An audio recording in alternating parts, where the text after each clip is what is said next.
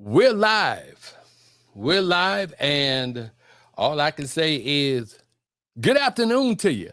It's a wonderful Monday in Chicago, the Steppers capital of the world, and you're with me, Professor Reggie Miles, and we're about to have a conversation in our Instructors Week. That's right. We're going to kick off this conversation with Dave Maxx, one of Chicago's instructors, and of course, on Friday, we'll do Step and B. We've got much more coming your way in a solid, well, whatever the time limit is, conversation with Mr. Dave Maxx. Share it, tell everybody about it, reach out and let folks know that Conversations is on the air right now. So stay with me and my guest, Mr. Dave Maxx, on Conversations.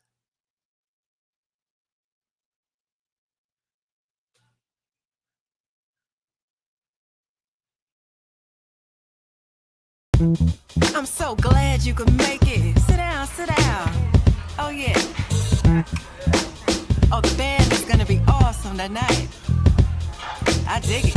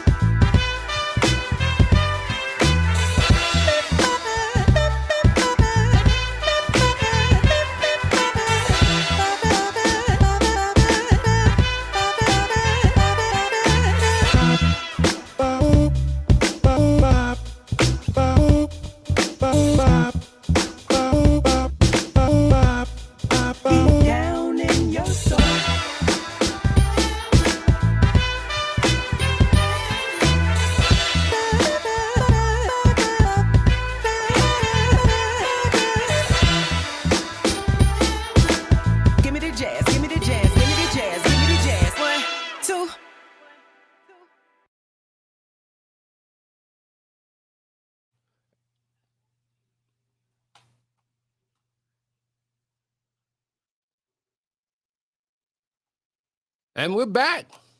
That's right. We're here. It's Conversations, and it's going on. And I'm glad to have you with me. So come on in, share it, and tell everybody, as Marvin Gaye once said, what's going on. My guest, Mr. Dave Maxx. What's happening? What's happening, Reggie? How you feeling? Well, we're in here now, my brother. We're in here now, and it's time to put it on down. It's my pleasure. It's my pleasure. Time to let folks know what is really going on. And I'm happy that I have this interview with you because, see, you're going to help me. Okay. Because 26 years I was gone, man. And I noticed. 26 years I've been gone. So I need to fill in the blanks. See, okay. I left the game as it was. And so when I came back, I'm thinking things were still in place. Oh, the furniture has been moved around a whole lot. You know? Yeah, the furniture has definitely moved around. Definitely moved around. So I need to have some explanation on what is really happening in this thing that we call stepping.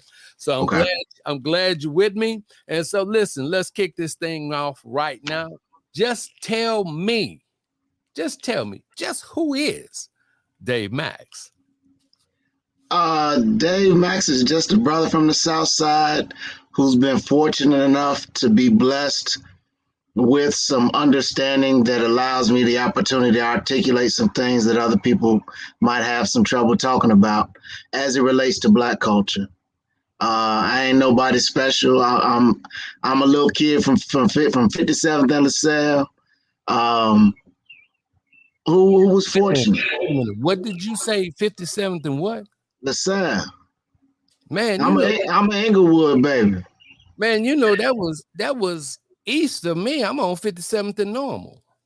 My father, their house was on the corner of 57th and Normal. That's what Big Mama house was. Oh my God. I stayed 524 West 57th Place. I don't remember the address. Now you asked me to go back 50 some years. Wow. You know, so you know about Smitty's barbershop up on 59? Yes, sir. Yeah, Smitty cut my hair until he was gone. Oh, Yeah, oh, you know, yeah. I got messed up. Golson touched my head, man. Yeah, that was the rule. You don't make that mistake. Yeah, it was too late. I wanted to just get a haircut. I Yeah. didn't care, you know. So So you went to Tilden too? yes, sir. My parents, both my parents went to Tilden. 4747 South Union. My dad Yeah. also went to Tilden. Yes, sir. Okay. Yeah. I didn't go to Limblom because it was Okay. cheaper for me to Okay. go to Tilden because I could walk. I hear you. I hear you. You know, it was during that time, having $1.20 to go to school was something that I worried about. I hear you. I hear you. It was a different time. Definitely a different time. Man, I loved it though. Walking the Yeah. street, except on the first and the last days. That's when the race riots was always happening. Okay. They was gonna get us out of Tilden. I mean, they was gonna run us from. We had to get to 51st Street. Yeah. You Cool. know. Was because y'all was right at back of the yards and Bridgeport wasn't too far away either. so you know the deal. Oh yeah, no, my when I first met my wife, she told me, she said, I'm gonna take you out to dinner tonight. I was like, okay. So she driving down the street because she said I'm driving and everything. So we get in the car.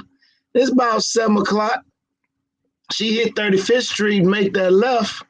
So we getting close to Comiskey Park. I'm like, where you going? She said the place up the street. So she cut down to 31st. I was like, wait. You know it's dark. It's finna be dark. We can't be over here.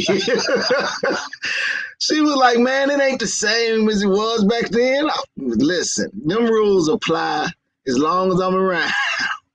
So it stick with you, a lot of that stuff that was going on back then. Yes. I mean, it was like a nightmare being caught up around there because even because I didn't think the Caucasians, they didn't leave up out of there until the later 60s, and like even on Halsted, we couldn't even man, they still had clubs that they were having on 54th and Halsted. Man, we couldn't head north on Halsted, man. Right. North on Halsted, man. It was gonna be trouble. Yeah, but, I mean, them rules don't go under the viaduct after 6:00. Man. And then one of the things that we had to learn to live with, you know, the police that we knew their names, it was a legendary group of detectives that we called, well, they wasn't a group of them, but it was two of them that we called Buckskin and Crow. And wait, I heard of them. Yeah. And if you was bad or if you gave them too much trouble, they would take you and drop you off in Canaryville. Yeah. You know, they would take you deep in there, but they took you to where's anywhere within them 2 blocks before you got to that viaduct. Right. So the whooping was coming. Man, you had to haul.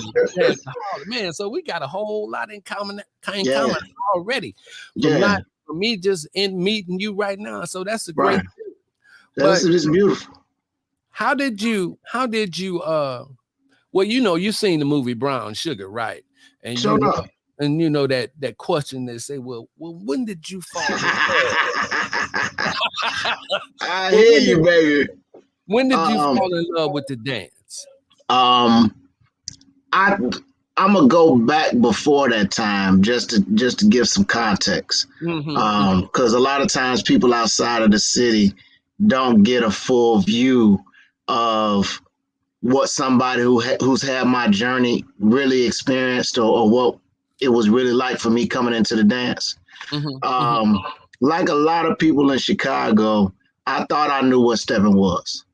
You know, just growing up, you know, it's some James Brown moves and you twist your feet, turn around and do the fool and you stepping, right? And so back in the day, I worked downtown with some friends of mine, and there was a club called Seagulls. And at Seagulls, they had the little urban nights. And so we set up to go. I can't remember what night it was. I think it was a Friday. It was either Friday or Saturday. We headed down there, but it wasn't the regular urban dance night. It was a stepper set. So the people who were with me, none of us really stepped like that. But my attitude was I could do all the dances. So let's just go on in the party. We here, we dressed or whatever. So we went to party. A James Brown song came on, or no, it was a jazz song. And so I got one of the girls to get up. I got up to dance and was out there looking back, looking like a show enough fool. And people was laughing. People at my table was cheering. But I thought they was laughing out of enjoyment. They was laughing at me. So after I get done, I'm sweating the whole nine yards. A lot of people stopped dancing. And I ended up walking past who I ended up later on finding out was Leanna Richard back then. She Leanna Miles now. And she was like, boy, you out here looking like some clown on my dance floor. Stay off my dance floor. And so I was like, what you talking about? You know, they love me. And so maybe a year later, a friend of mine got me to come to the 50-yard line to go to the Saturday afternoon brunch. And so he said, meet me at the 50 at 1:30. I was like, man, I don't drink that early in the day. And got to the 50 and sitting down, having a couple of beers. That was when the brunch really had the food there. And so it was one couple on the floor because people were just starting to get there. And that couple was Adrian Haywood and Lola Hardy. And I had never seen a brother dance with a woman like that. And he was an older guy. He hardly moved. It was the coolest thing in the world. I don't ever remember him turning his neck. That's the part that got me. He had this high collar shirt on, was clean on a Saturday afternoon. And it was beautiful. And I had to have it. And so the music was music that I really didn't listen to. But it was music that at that time in my life spoke to what I was going through. And that's when my buddy said, I'm going to introduce you to somebody who can teach you because I can't teach you. And because he was on the floor the whole afternoon, just having a ball. And for months, I just went listening to the music. I wasn't finna get up there and try to dance. But that was when I fell in love with it. It to see Black folks express themselves that way. And it was cultured. It was dignified. It was sexy. It was all these different things. And it was people from all different walks of life. And I had to be a part of that. Man, man, you was lucky because I mean, you was blessed. I mean, because me, if I went to a set and I tried to dance with somebody and the lady didn't know I was going to dance, she wasn't going to dance. Well, no, I learned that part later. That part came later. The person used to turn me down the worst was Tina Moore. Ooh, man. When she finally danced with me, I was in shock. I thought Tina was the meanest woman in the world as far as I was concerned. She would look at me like, yeah, you're getting too close. You're looking like you might ask me to dance. Don't come over here and ask me to dance. So yeah, now you had to earn space on the floor. Yeah. You know, so it was cool just being there. You didn't do it in high school, or what was your style in high school? You know, our era didn't couple dance like that. You know, we slow danced, you know, but that was when house music came around real tough. Hip hop was coming around real tough. You know, we knew that scene existed, but there was a break for some odd reason culturally where it didn't translate to that next generation or the Generation X, if you will. Okay. And we just didn't do it. You know, it was the thing that you looked forward to. It wasn't something that you just did in your early life. And I don't know why, because we all had some exposure to it, but not the real culture or the real set. We thought everybody in Chicago was into stepping, or we saw the gangsters doing it at the parks or whatever. But we didn't know that wasn't what stepping was about. Wow. So there was a break somewhere. I just don't know exactly what caused it. Mm. Man, that's really like amazing to me because to be on set as a stepper or to be well, I'll say it like this: the fast music part of it, Mhm. most of us, we didn't do that at all. Right. Period. We didn't Yeah. do that at all. And then I guess that's where the ball did get dropped because Yeah.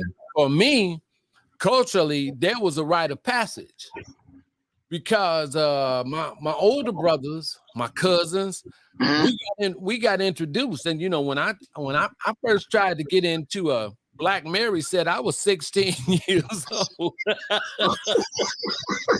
And But they sent me home. yeah, well, for us, I think because my generation was that new generation that went. You have my generation talks about the one now. Say, they're taking this too far, right? Mhm. I think my generation was the first one that started taking it too far. Okay. And so you ended up with all the lounges and the clubs that had the 30 and over, 35 and over signs. Mm-hmm, mm-hmm. And the younger women could work their way in there, but the young guys, we wasn't getting in there. Because when I first started stepping, I'll never forget, I was at the 50 one time, and one of the older guys said, "Hey, Junebug, it's 7:30. You got about 15 more minutes before it's time for you to get up out of here." So it wasn't a bunch of young guys around. It was, as I remember, it was only like 25 or 30 of us who didn't have gray hair, and we're in our 20s looking to dance. And it was the more mature women who took us under wing and said, "No, he can dance. Let him stay. He all right. He know how to act." And so we got a break. But it wasn't a bunch of us for a long time back in the 90s. So because I left the set in 91, and this is you left right before we got there. Yeah, this is like all news to me because I'm like, for me as a young guy trying to get in there, man, I was in there at 16, 17, 18 years old. We was like doing it in the high schools. That was part of our sock hops. And the only time that my generation got threatened is when the emergence of disco came out. Okay. Because that was because of disco coming out, that was really the reason why my elders, Black Mary, Yvonne Paramore, Louis, they all started forming the social club scene. Right. And they did that to preserve the culture of music that Richard Peggy and Herb Kent was playing. Well, we were all at the disco. Go ahead. When I came on, it was fortunate the channel I came into the set on, because I came through Calvin Barnes. So people talked to me as a young guy that didn't talk to young people. So I got a chance to sit down and talk to Black Mary, talk to Yvonne Paramore, talk to Tyrone Wallace, talk to Stanley Brown, George Macaroni. Those are people who I actually have sat down and had real conversations with, but they prefaced it with that move you did right there. Where you get that from? Because they knew where it came from, and so they gave me a little bit. I was fortunate to have attention that some other people didn't have, and conversations that people didn't have. So certain historical things, I had the privilege, being a young guy, to hear about that a lot of people, I'm not going to say they wasn't interested, but people didn't take an interest in them to explain those things to them. So that's the disconnect that has to be corrected.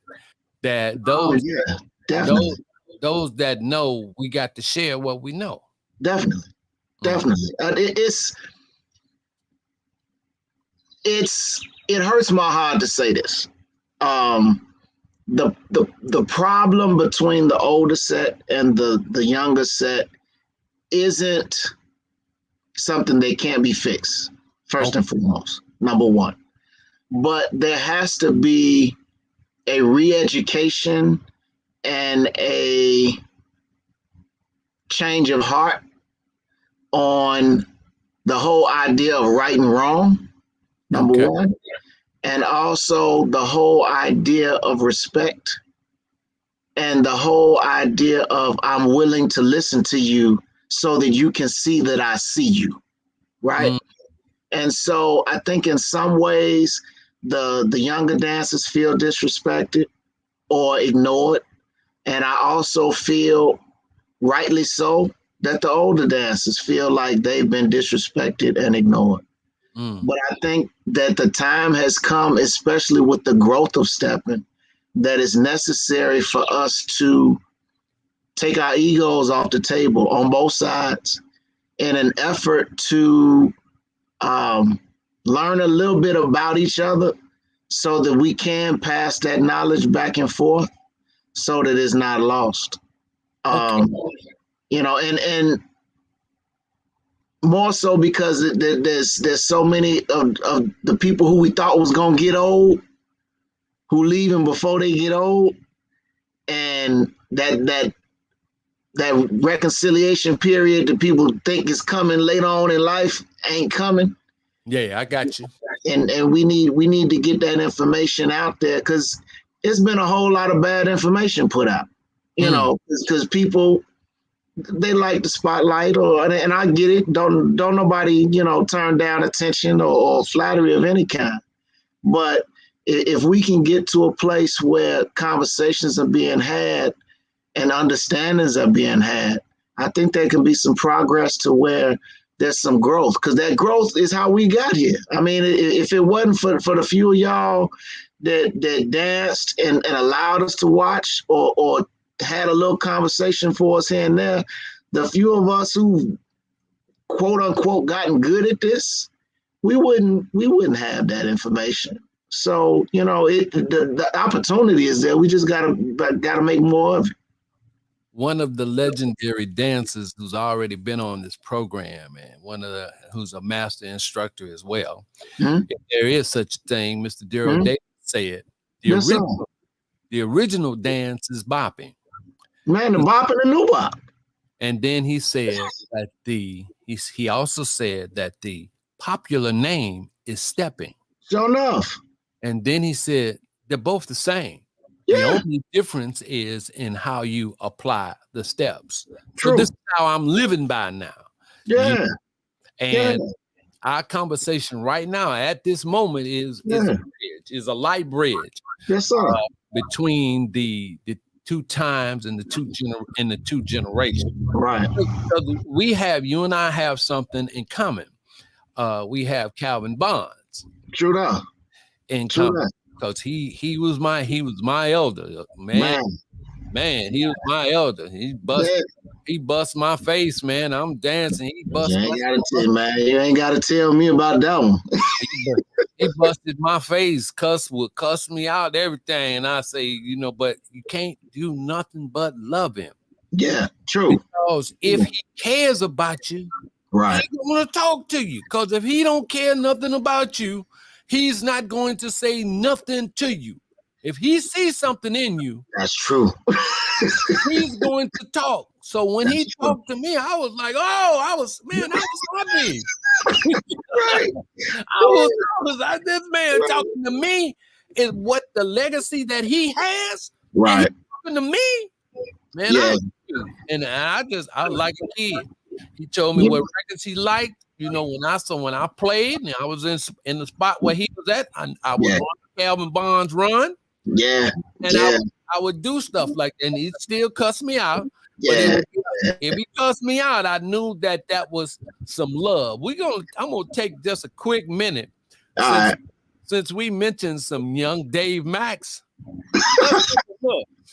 Let's take a look at some young Dave Maxx. Let's take a look at it. Let's take a look at this. I gotta tell you what that was. Yeah, come on. You can Um, talk about it. okay. This was at the dating game. What one of man, the way that I ended up doing a lot of the travel stuff, when I had my class, the way we first started traveling, we had a couple of girls that would come to class and they would always go running out the door as soon as class was over, right? And so it wasn't until they said, I said, why can't y'all hang out for a little while? They said, we got a long ride home. So I'm thinking, how far could your ride be? She said about 3.5 hours. I was like, where do you live to take 3.5 hours to get there? She said, we live in Detroit. I was like, wait a minute, y'all come down here for class every week from Detroit? And so after that, a couple of brothers walked in the dating game one night and asked me if I could show them what stepping looked like real simple. And so that's what this video is. And the guy who's doing the video actually ended up as part of my company out in Los Angeles when we started the stepping crew out there. Good. And so that's what this is back in 2001. It's cold outside. Matter of fact, we left here because the reason ain't nobody there. This is we was going to one of the gent parties right after this. Well, I don't care how many people was there. I want to know. I want you to describe this style. What this dance? You know what? That was just making it because I got some rubber boots on. Mm-hmm. So okay. I'm trying. They had just waxed that floor, so that's called not trying to buckle your knees. But yeah, but this was, and the weird thing is, I didn't realize how much my feet twisted up like that till I saw Tig Man do it, and but that's just a regular dance for a young guy. Trying to be an old man. Because, I mean, that's what we learned. When I came on the set, I was 24 years old.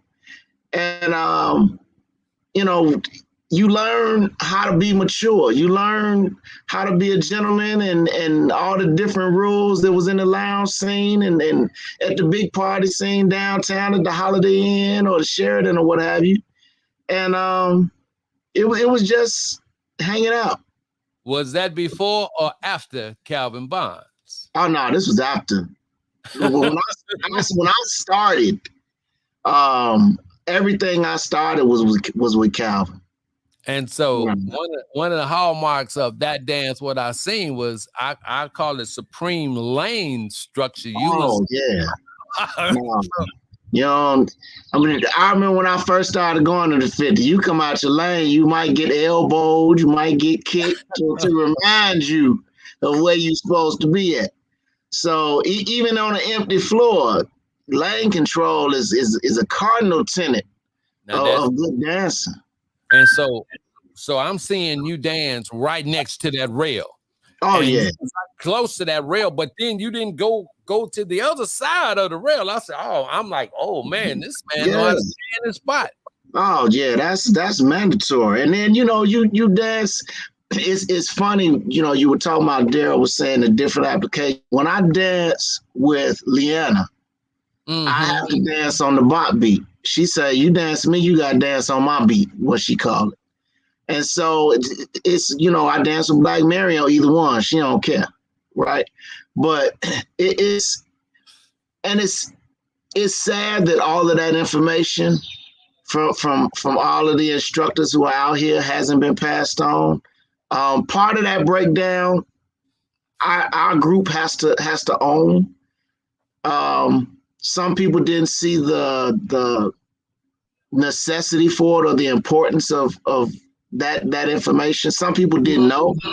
But one of the things that was different, I think, about our group compared to the people who came after us, we could handle them tongue lashings that y'all handed out. The people our age and those who came after us, they couldn't handle that stuff. I mean, because they took it really personal as opposed to as a spanking. Because I never forget when I thought I knew I was doing something. We was down at the Hyatt at a party, And speaking of the Daryl Davis and Tina Moore was coming on the floor to dance. Well, they was on the floor. I was coming on the floor to dance. And so I walked up with some girl who was, trying to give me a little attention. And say, hey, y'all, let me get a little bit of this real estate here. And Daryl stopped in the middle of his dance and looked me up and down. Said, man, ain't nobody looking for you. You ain't special. And Tina was like, you better get in that little bit of space you got over there and do what you need to do. You ain't that good yet. So at the moment, I walked on with my tail between my legs and did what I had to do, But now the people they don't respond well to that, or they feelings get hurt, and that's just the set. You know what I mean? But it's how you learned. And if nothing else, it kept me in a place where I didn't start thinking I was all that because I knew a couple of dance moves. You know what I mean? So it served a purpose. There was a time when I thought Calvin wasn't saying enough, and I asked for a critique. He shot down 30 seconds in. That what? That right there. You like that? No, this is garbage. And so after 2-3 minutes, I only had like 3 moves left. And I said, wait a minute, what am I supposed to do with that? He was like, when you can do something with that, you can dance. He said, up until then, he said, anybody tell you all that other stuff is something, they can't dance. And so you had to work under that pressure. And wasn't nothing wrong with it. Wasn't nobody trying to break you down. If anything, they was trying to give you some tools to be better. Yeah. And I think we shied away from it. Because I mean, if you look at society now, you say something about what somebody doing, they want to cancel you. Right. But it's one of those things where that's what the set was, and it made us good people. It made us great dancers, if nothing else. So I've had a great time trying to pass some of that information on. But it was necessary. We needed it. I mean, you figure 20-something-year-old guys on the set, we needed some beat down. Yeah, because the thought of thinking that when you come to the dance floor that you were supposed to have, or that the Red Sea is supposed apart for you to have some real estate to dance. When you can see a Claudel, when he dances, if 1,000 people come on there and Claudel, it don't matter. 2 feet high, he gonna do everything he got to do. Everything. Yeah. I mean, you know what? That's another thing. We in the 90s, we had so many great dancers to watch. Mm-hmm. It's not a lot of great dancers. I mean, everybody know I'm gonna say what I think. It's nicknames and everything getting passed out like candy. Wow. But I mean, quality dancers who dance to what they hear. I'm not talking about moves. Moves is a dime a dozen. Make the song say something. Make me feel something when I'm sitting there. If I don't want to watch you put on a floor show if the floor show don't make me feel the song is playing. Okay. Make me feel what Marvin's saying. Make me feel what Barry's saying. When the Delphonics come on, I need to feel something. And I'm not dancing. That's what a good dancer is. You can have 1,000 moves. You can go to 50 million workshops. Somebody can teach you some whole lot of garbage.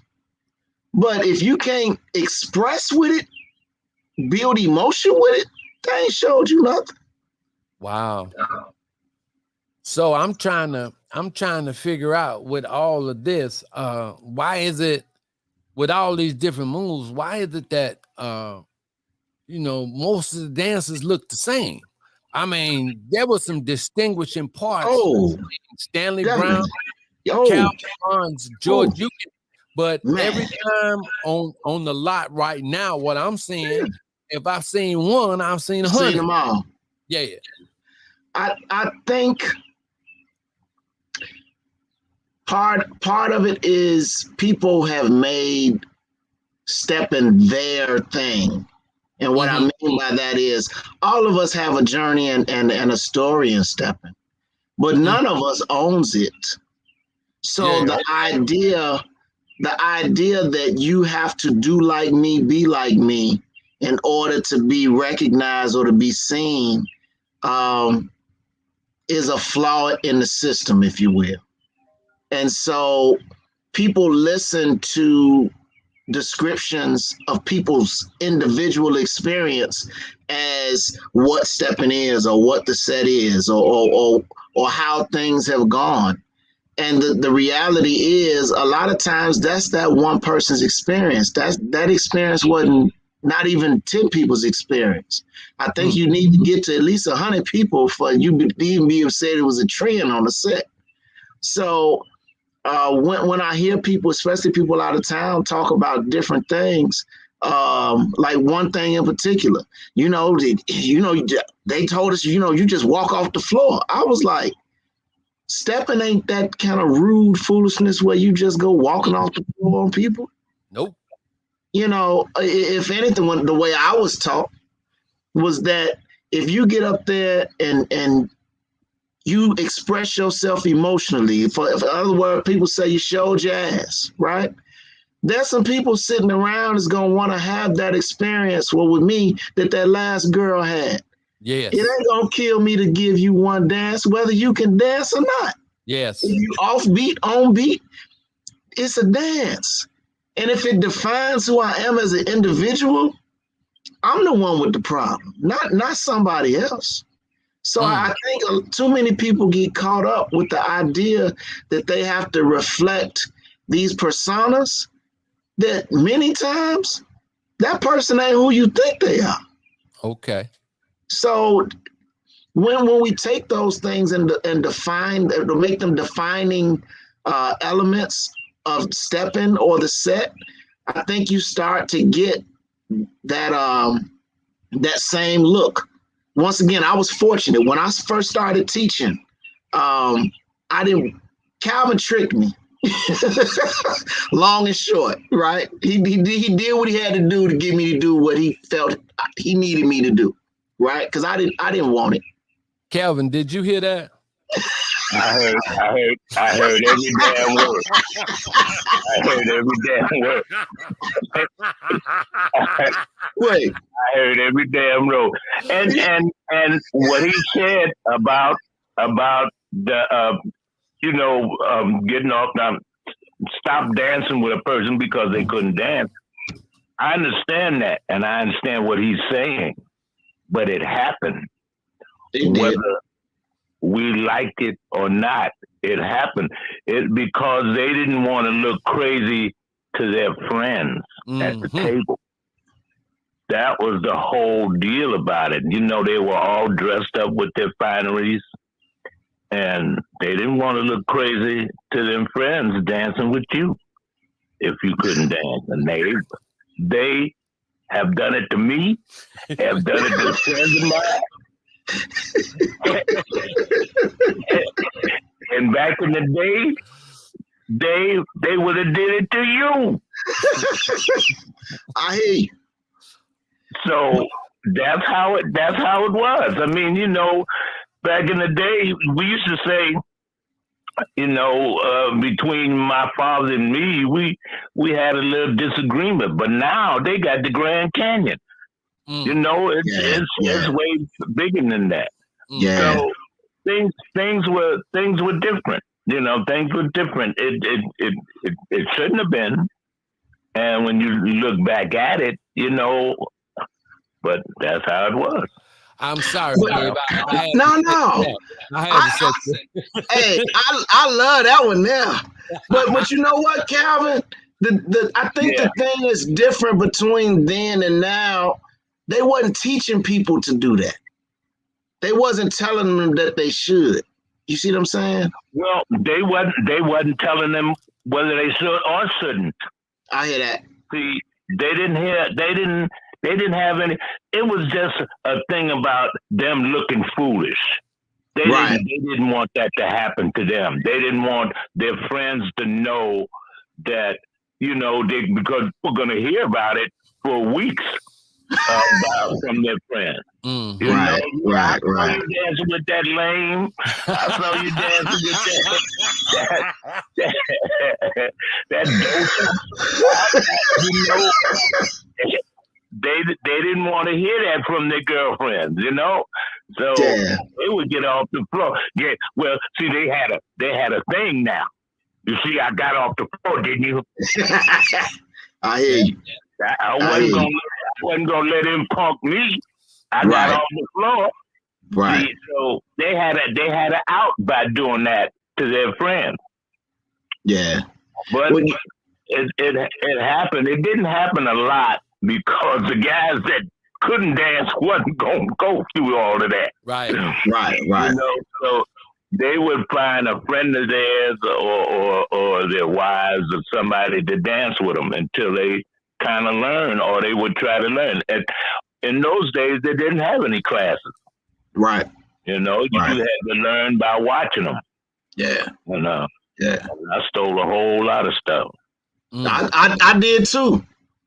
I know you did. My name ain't Stevie Wonder. I know you stole. Sometimes I think you're one of the biggest thieves in the world. It's called watch and learn. Hey. And that was cool because people knew you were going to take some of the better stuff they had, and that it was cool. It was good to me. It was all right, I just did the same thing with a different spin on it, Right. So it wouldn't look like you took my stuff, Right. Calvin, everybody knows you here. Cynthia Bean saying hi, Valerie Simon saying hi, and Lisa. It ain't no Simon, it's Simmons. Simmons, thank you. No. She call herself Simon. It's Simon. It's just like that boy from on the other end of the world. He said, "My name is Sidney Portier." It's Porter. I shouldn't have gotten started. It don't take much. Portier. Yeah. Just like I get my suits from that French store, Jacques Claude Pennet. Jacques Claude Penny. That's J.C. Penney. Yeah. I could throw a spin on it too. I could say Jacques Claude Pennet. Hey man, it is what it is. But yeah. All right, here we go. Hey Max, how you doing? Man, hey, love you, man. Love you. I love you back, man. Love you back. So, that's what's happening. That's the real deal. Now let's get into something really good right quick, because we got a little way to go, and then I'm gonna let Calvin do what he got to do. I'm glad I didn't call him when The Price is Right was on. But here we go. He ain't gonna talk to you when The Price is Right on. I know. Ain't gonna answer the phone. Yeah. Ain't gonna answer no phone. Here we go. All right, Dave. Now, you spoke about the bridge or the divide that happened between the next generation. Because see, I'm not dealing with new and old schools no more. I'm not dealing with that no more. I'm glad you're not, because that's something that really didn't exist. Right, because it just divides us. So I'm gonna just call it the next phase or the next generation of dance. Yeah. How they do it. I'm good with that. Yeah. But one thing I'm gonna stand on, and I know I got my elder to back me.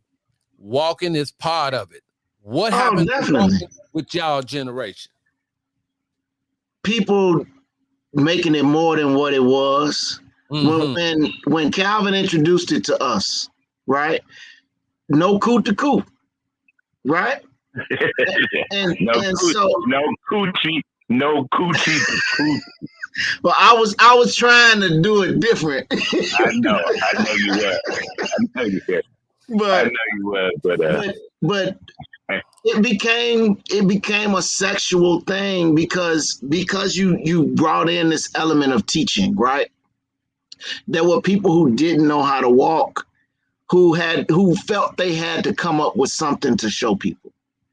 And so because classes became so popular and people were looking at people as great dancers rather than as great people, I think what I had the opportunity to observe when I came on the set, I saw a lot of cool people who dance good, right? But the people who weren't as skilled dancing weren't looked at differently than the people who were skilled dancers. You follow what I'm saying? When the younger people started coming around, one of the determining factors was how skilled a dancer you were, not necessarily what kind of person you were. If you were somebody that everybody liked to speak to and all that other kind of stuff. So their word was good when it came to introducing certain concepts, right? So now you dealing with people dancing up on people. It wasn't the friendly embrace and enjoying a slow record going around the floor. It became something where people like, hold on, player, you on something different. And so people start, at least for the new people coming in, started walking less. And as the part, you figured even before the pandemic, it ain't as many parties as it used to be. So, you used to have a whole bunch of different parties and each party had a different personality. Mm-hmm. All that opportunity for things to exist with the young folks having certain nights and all that other kind of stuff. Walking wasn't important to them, but a lot of those women didn't want you pushing up on them that way. And if they had the opportunity to see real walking, like if you looked at most of the people who've come in the last 20 years, they ain't seen nobody walk like Hollywood Frank and the way Leanna walk. They ain't never seen nothing like that. So they don't understand that it's not a get up on somebody type thing. They look at walking as being intimate. And so that's what it doesn't happen. This is what kills me, though. This is what kills me. It's still a lot of mess going on with a lot of spins and turns. Oh yeah. You relating whether you going fast or slow. But your body ain't up on the person at the same time. That's their thing. They haven't. It got over sexualized, and it shouldn't have. There was no reason for it to, but it did. Wow. It did, and people that come out with their wives didn't want to up on their wives like that. Now that I will because Calvin, you need to. How did we handle it? How was it handled in the earlier days? Walking, how was it handled? Well, we had our regular way to work. See, the DJs don't say walking on the outside. They don't say that on the inside. So we had our lanes to go in. Mm-hmm. So it was no problem. It was no problem when he said this is for walkers.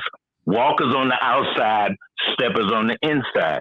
So there was no problem. We would walk and they would step in the inside or bop or whatever it was at that time. But it's changing. Now they turning the girl around and I'm not bringing my lady out for you to do all that stuff with her, Right. If she would do all that stuff, I don't think that would be my lady. She'd probably go on by herself. Right. Man. Yeah, it was different. It was different. It was different. Real quick, I need to go back because I'm gonna forget to say it later. When you asked about everybody looking the same, right? When I started my class, right? After Calvin tricked me, right? And I say that lovingly, okay. But the thing that Calvin said that made me go ahead and do it was I said I don't want to do that, and he said what if I said that to you when you asked me, you wouldn't even have the dance, and that changed my thought process, right? So after that, I didn't want to start the class by myself, and so I begged Angie Fain to do it with me. And she said she wasn't doing no class and cussed at me for a couple of weeks and said, all right, I'll do it with you for a little while. The first few weeks that I did that class, I was paying attention to what the people were doing. I wasn't paying attention to how they were doing it, right? So 3 weeks in, she pulled me to the side and said, you jacking these people up. And I was like, what you talking about? They all doing it right. She said, no, they doing it like you. And for people to be doing if you watch that first video with my feet all twisted up, they was trying to twist their feet up just like mine. And I never noticed that. And so I stopped and had to consciously make it a part of the process not to do that. But I had somebody who was willing to say, and I was willing to listen to that person. You see what I'm saying? So, and that's who pushed me into analyzing dance steps, breaking concepts down, and becoming what later became the dance doctor. Because that wasn't what my focus was. If somebody asked for tips, if they did certain things, I could break things down if they brought a problem to my attention. But that's when I started paying attention to what I should have been paying attention to in the first place. So there's a learning process that comes from listening to people around you who've been doing the dance longer. And I was just willing to listen to them people because I respected their opinions. So I wasn't magical. I listened to somebody who was paying attention while it was going on and said, hold on, let me, maybe this, you want to do this, but it don't look right. And I made the change. So, but I, like I said, my journey was different. I was fortunate to run into Calvin, to run into Angie, to run into to Dale Davis, to run into to Macaroni, all those different people, Yvonne, Black Mary. But it was because all of those people was connected. So I was just fortunate to get that information. Mr. Bonds, is there any parting words you want to say to your pride student? And he is my pride, but he's right. There's different concepts, and but all in all, there's some things they were gonna do that look like you, because when they go out to dance, they said, "Yeah, that guy looks like Max." Yeah. But still in all, he will still have his own little ways of doing things like his dance, but he still has that little thing that remind you of Max. Man, I'm gonna play a video and you can't see it, but I'm gonna play a video when you get off. After we get off, I'm gonna play a video where he looked just like you dancing. That's a whole lot. Well, we went to a club one time, Reggie, and he danced on one side of the floor and I was on the other side of the floor. Afterwards, he said, "Man, don't dance on the floor no more when I'm on there. I feel like I'm looking at myself."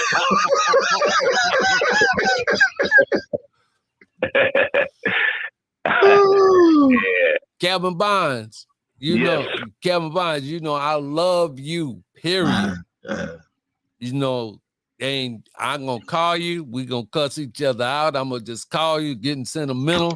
And you know how it goes. You know how I am. I just want to let you know that I appreciate you for all that you have done for us dancing and for all the things that you taught me.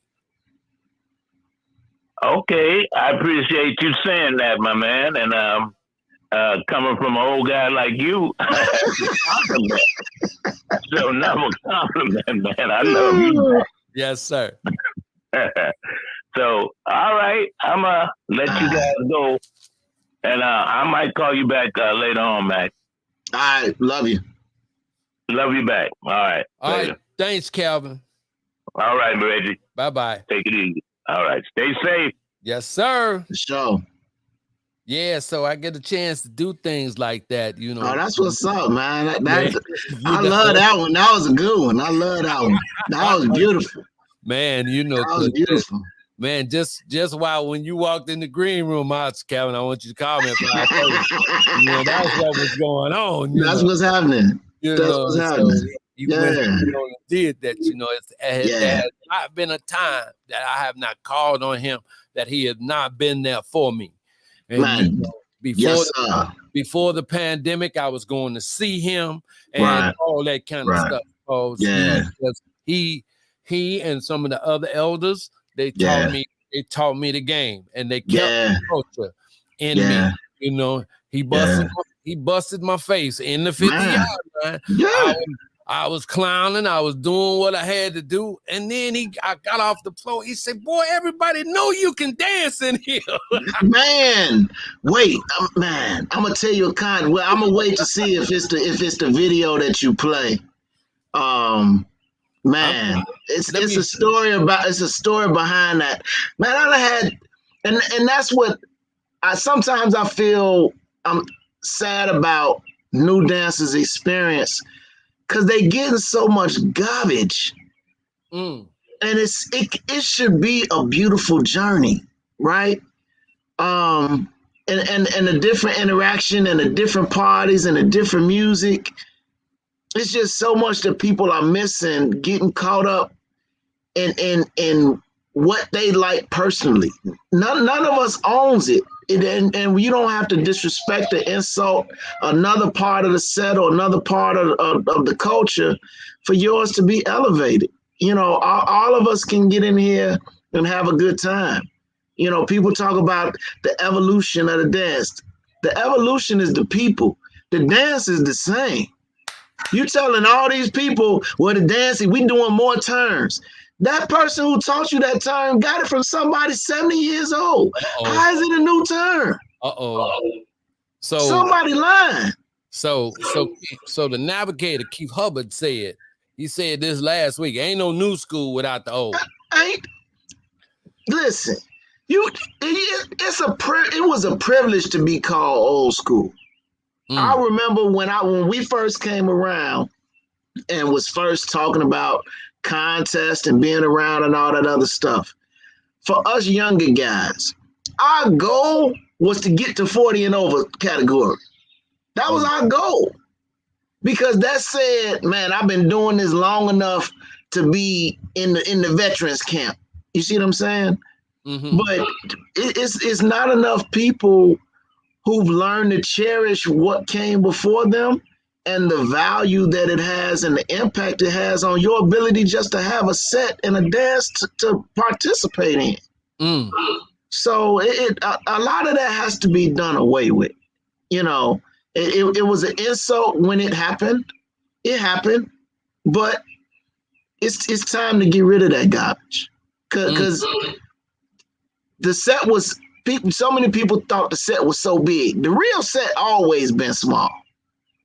But it ain't enough of us to be doing all that foolishness and toe tapping when the reality is it's some real education to be had and some real culture transfer to be had. Wow. That's that. I'm getting ready to go ahead on and bring that one up right. Woo! Wow. All right. That was a good night. That was a good night. And even that right there, you gotta be, man, the appreciation in that moment of even be able to be included in that dance, right? Cutting in and out with y'all. Man. That's something that new dancers don't understand. There's value there. There's learning there.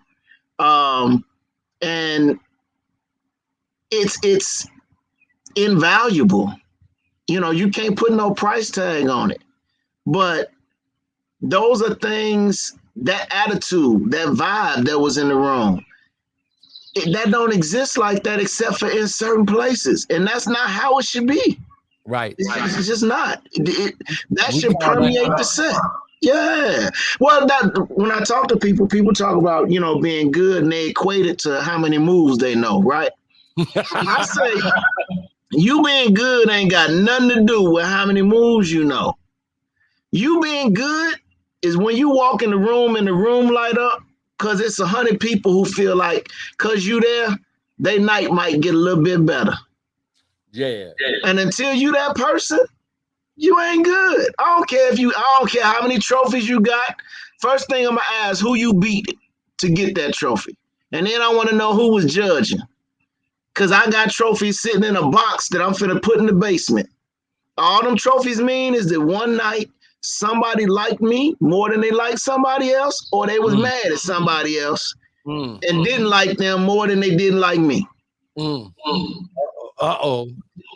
So they can feel how they want to feel about it. I don't care if you got a trophy. It don't mean nothing.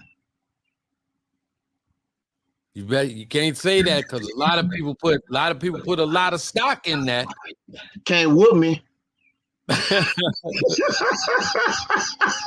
put a lot of stock, and I think that's like kind of like what has like diluted what our social partner culture has been about.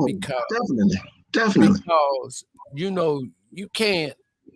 We never cared. There's some guys that were so good that never got in a contest. Man, I never seen them. Yeah, I know. Mike Allen, it was a bunch of guys that didn't do it. And then for me and for my generation, you had to know how to dance. Otherwise, you wasn't gonna get no dance. Right. And so everybody, and I just say this, everybody was killers. Everybody was a killer. True. Everybody was a killer. We wasn't, and we had the one mindset to where we knew that if we saw a walker coming, if we were dancing on that edge, we was going to get out the way. Man, get off. We was going to the inside. Yes. So I think much of the transition with the dance came into the fact that the competitive nature of the contest brought a different change into it. And a lot of guys, I mean, the girls, they're like what they might have been considering a winner of a contest. Ladies was attracted to that. And so I'm just saying, oh man, and all of this, and in the meantime, the culture suffered. Right.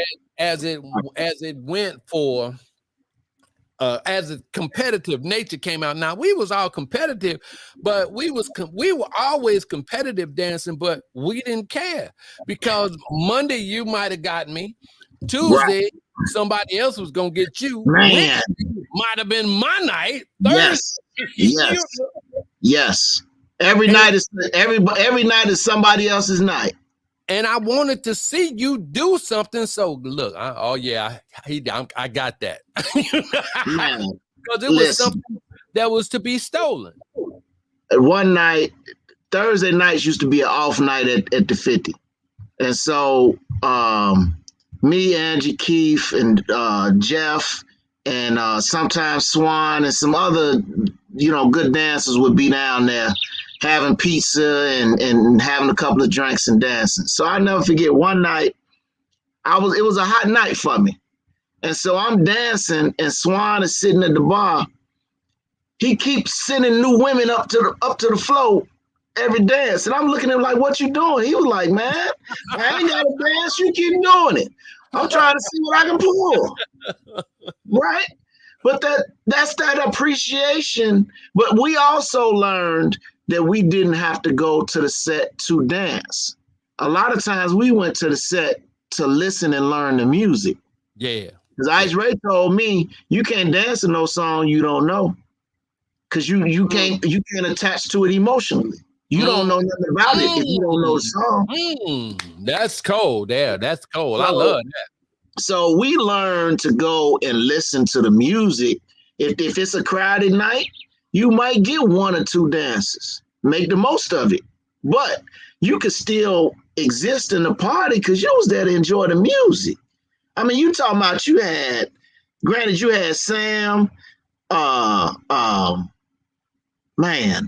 Steve Breeze, you had the Needle Master, you had Herb Kent, you had Butter, you had what's the cat, the light skinned cat? Man, he gonna get me for missing name. Used to be down at the other place, light skinned with the glasses. Man, he ended up opening a store out in Country Club Hills it's more than a few years back now. But I can't remember. But so those guys play music, or Kenny B. Thompson, over at the Rose. That is playing good music. So you didn't have to dance. Cynthia said Cisco. Cisco, yeah. Yeah. Now I knew of him, but I didn't get the chance to meet because I retired. I left. Yeah. You ran out on us. Yeah, I was gone. Look, Dave, we're gonna take. Yeah. I'm gonna bring this one up. I'm gonna bring one of the contest dances up from the 2000s. Okay. All right, I'm gonna bring this up and let's see, and then we're gonna go back to some early Dave, and then I want to see if you can well, I know you can, but I want you to explain your transition, in the dance, Okay. All right, here we go, Dave. Let's check this out. Let me play it.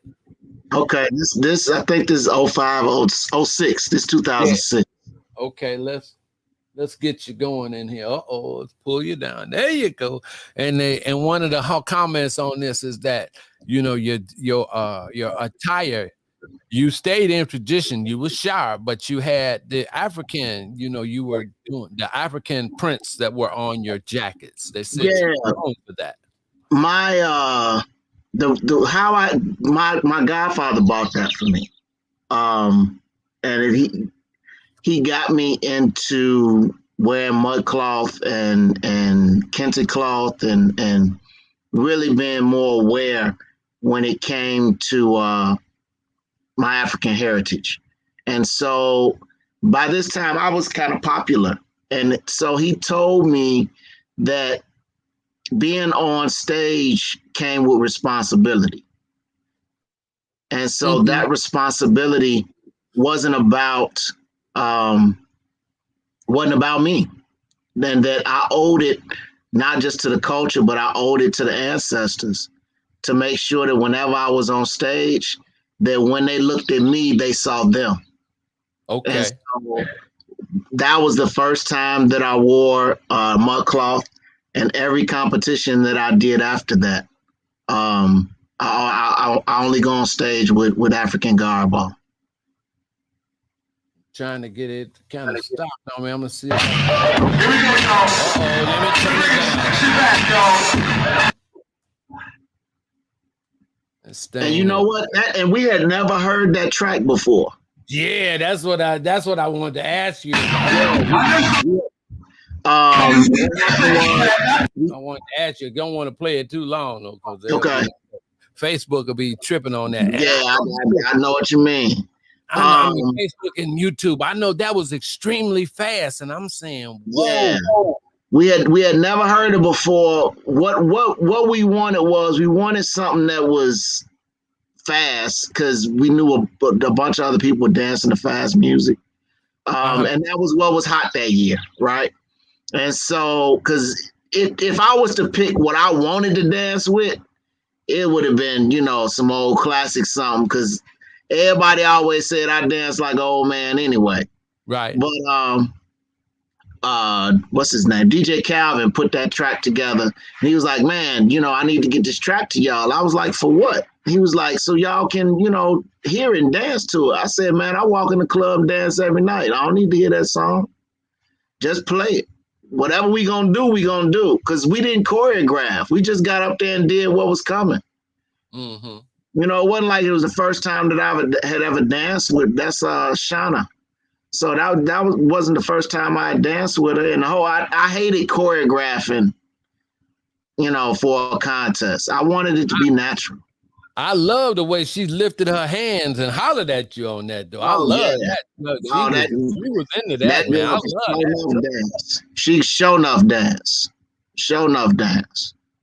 You know. So how important is that vibe when you dancing with a lady? How important with that? Does that vibe translate? Can you command that vibe with y'all eyes? Can you just look at a lady when you dancing with her and then automatically she knows what you're gonna do? Or can you make a certain move? What can explain that vibe to me when you dance? You know what? Depending on the song, I pick dance partners based on the song. When I'm out and about, so it's certain songs I'm gonna dance with people who I know understand that artist. Okay, good. So okay, good. I always say we ain't gonna never get on the same vibe, right? But we can both get on a vibe with the same artist. Because our experience is going to put us in a like-minded place. So I'm looking for, when I'm dancing, now sometimes I look up and a person, got what I need on a certain song. But normally when I ask somebody to dance, I feel like they can do what I might want to do, even though I don't know what I'm going to do on a dance. Okay. I pick it based on what I think their personal vibe is on that particular song. Now, see, a lot of stuff when you doing with the one hand, that was true being a one hand bopper. You do know that, right? Wait. I was taught stepping is a one hand dance. Hold on, let me get these people out of here. All right, we got it. Okay. All right, let me get us back up in here. All right. Okay, I got that together. I know somebody didn't try to come in here. Oh, I see where it is. You down there at the bottom. So let me get you up in here again. There you go. Put you back. Oh, you still there? Yeah, I'm still here. I got to stop the screen share. That's what I got to do. Because I'm looking at my stuff on how I'm working the stuff out, man. This technology and stuff is really cool. It's not, listen, I know. and I'm having fun. So, and like what I got to do now, because coming up, I'm going to take a couple of weeks off just so I can retool and then really tighten up what I've been doing. Because really the ultimate purpose for these conversations is to set up oral histories. That's what it's all about. It's the African way. Yeah, we got to set up these oral histories because that gap that the next generation has, whether they want to accept it or not, it's going to be out there so that they know that whatever they're calling themselves doing, it's been done before, because there's nothing new under the sun. True indeed. There's nothing new under the sun. So, but this stuff is there. And then plus, it gives me a chance to connect some of the great people from back in the day and let them have a say, because we've lost a lot of great steppers, during this pandemic time. And I didn't get a chance to get them on, on film or video or on tape to say anything, and so we got to have that if we're going to keep our dance. Right. Because I'm just determined for us to keep our own dance. I don't care if it gets analyzed internationally or not, but this what we've done in Chicago. I want it to keep it and for us to stay out. Even if while I'm at that university, if that can finally put together a center for Chicago stepping, to get it down academically, so it can move forward in different ways, because there's some great things that's happening. You were in the world's largest contest. How many times did you get in it? What did you place? Did you ever win? What happened? I don't know. Right. You talking about me? Yes, sir. How many times? I've always finished in the money. I've won a couple of times, and I always cash out. Okay. All right. Because one of our guests, well, not guests, one of the persons I did interview, and he's always here, the original founder of the world's largest contest is listening, Mr. Rodney Burke. Oh man, that's what's happening. I ain't seen him in a long time. Of Anheuser-Busch. So he's really here, and the world's largest is going to come back again. That's what's up. In September. Okay. Coming up as other guests that we will have. I might as well do the commercial right now. Coming next week, this weekend, Friday, we're going to have Brian Patterson, Stepping Big. Who like you took the dance to the West Coast. Right. And then after that, it'll be the legend, Claudel Jackson, next Monday. The dean of stepping instructors. Yes, the legend, Mr. Jackson. Yeah. And following him, it will be one of the social club founders, Miss Elaine Godwin. Okay. She will be here. And it was their set that I used to go to all the time at Seagulls and Rivers Edge, wherever they were. Yeah. I went to that set, and the was Alvia Woody McNeil. Man, that's my mama. And Kenny B. Thompson. So during the years that I would go to their sets, and so the culture was always a different type of culture. I'm glad that you mentioned some of the things about leaving a woman on the dance floor, just walking away from it, because that was unheard of. You were supposed to walk the lady back to the area where to where you got.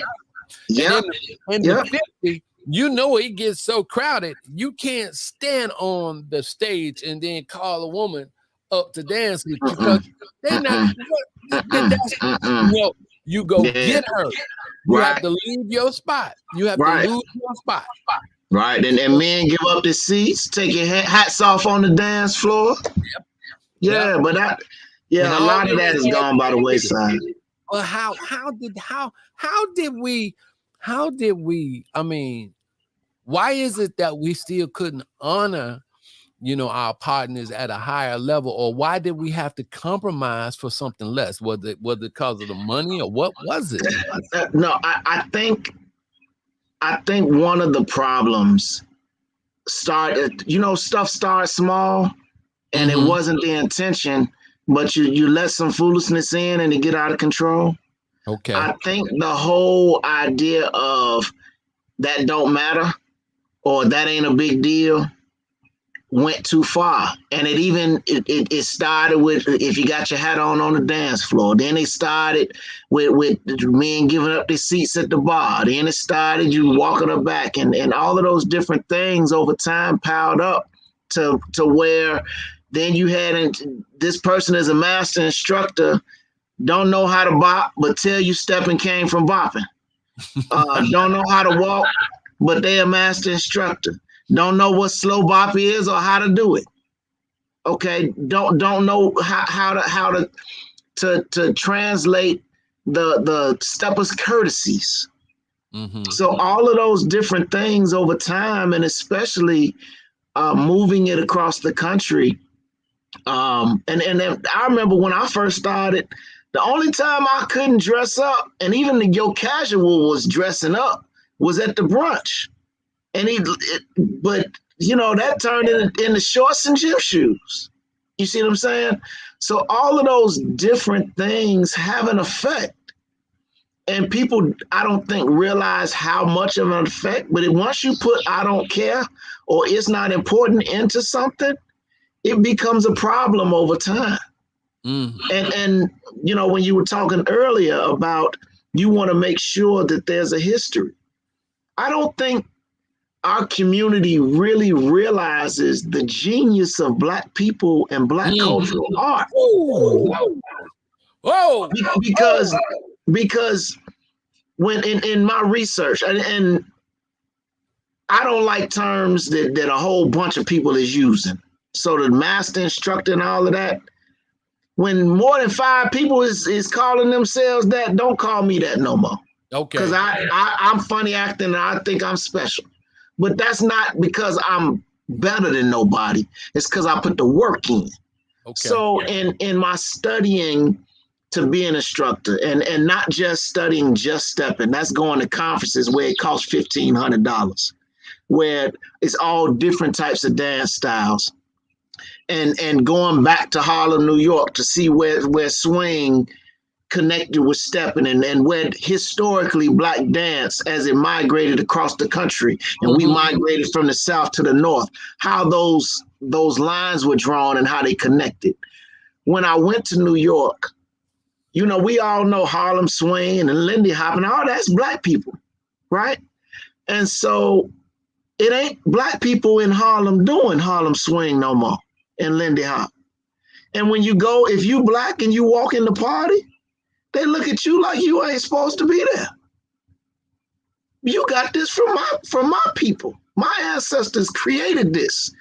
And so the same way they've done it with that dance style and other dance styles, don't think they won't do it with stepping. It's a great dance. You can dance to 4-5 different genres of music. It's 4-5 different dances that make up the style. You think that don't have value?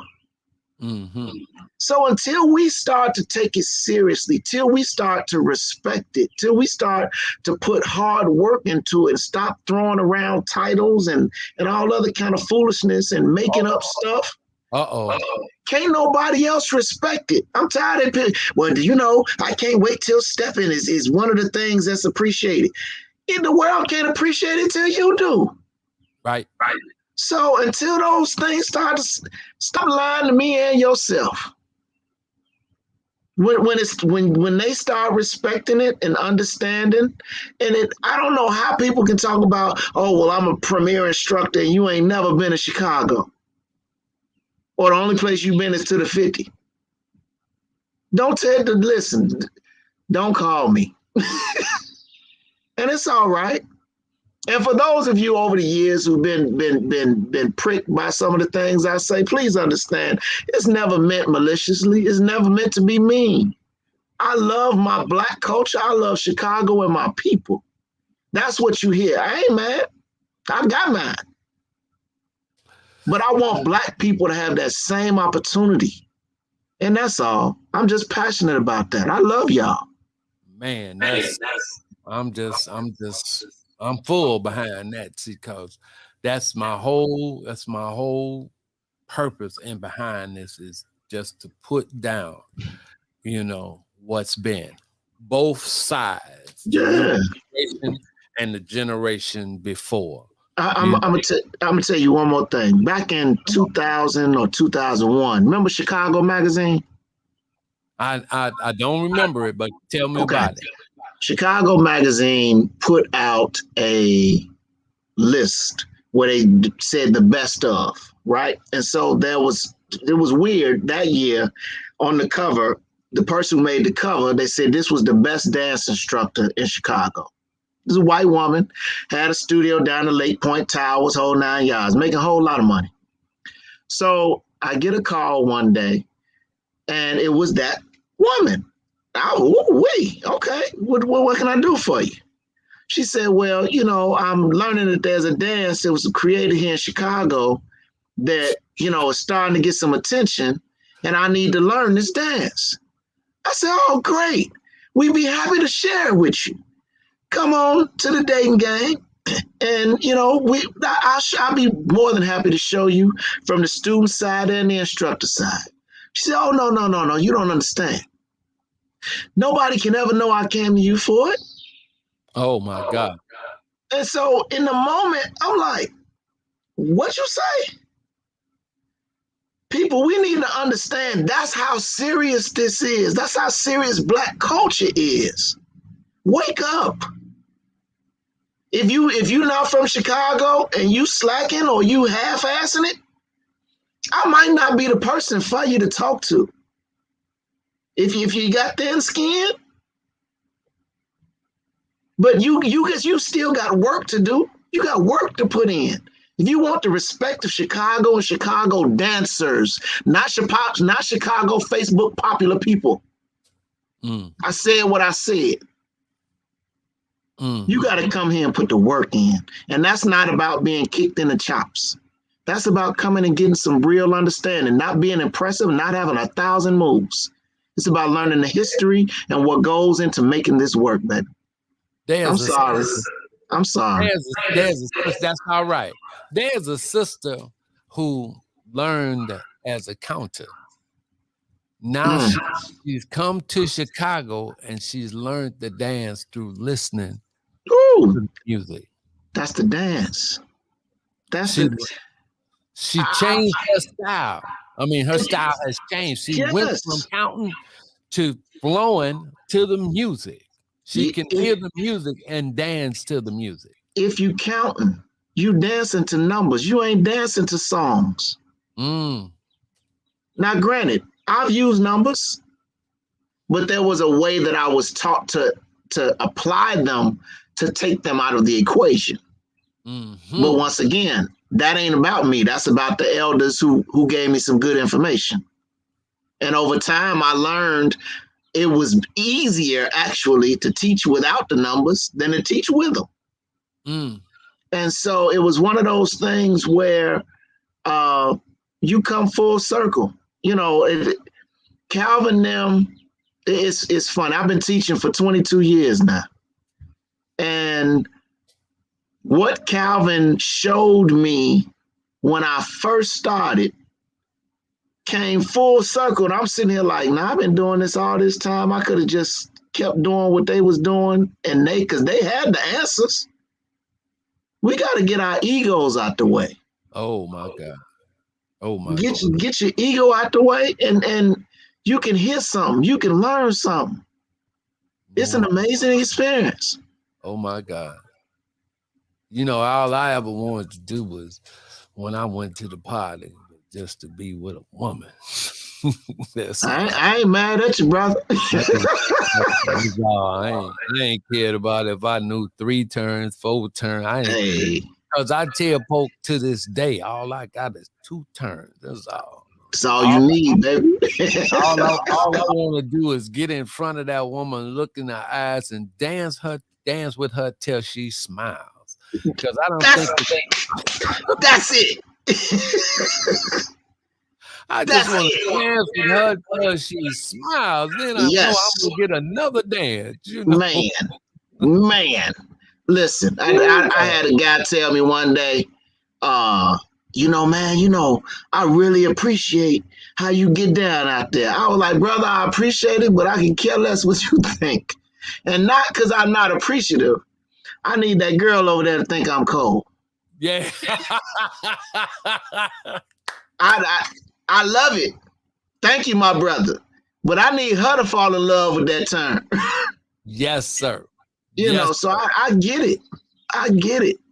You know, Jacques Sanders, he chiming in. That's my man. Yeah, he loves Brother Dave Maxx. And hey, man, that's one of the cats where, and that's, I don't think people outside the city, and a lot of people in the city that learned, they came through the class channel, right? Because when I came from Kennedy King, Kennedy King dancers didn't have the reputation of being able to dance very well, right? And so when I came on the set, I had the information, but I was still working with Calvin, But then I was also getting tips where certain people would see me and be like, hey, man, come here, let me give you a little bit of information. And so Jacques was one of those guys. Daryl Davis was one of those guys. And so I met him up at the East of the Rhine. And that was testing grounds. You run into Claudel and all of them up there, right? But the one place that was the business was Sarah J's. And they get out of Sarah J.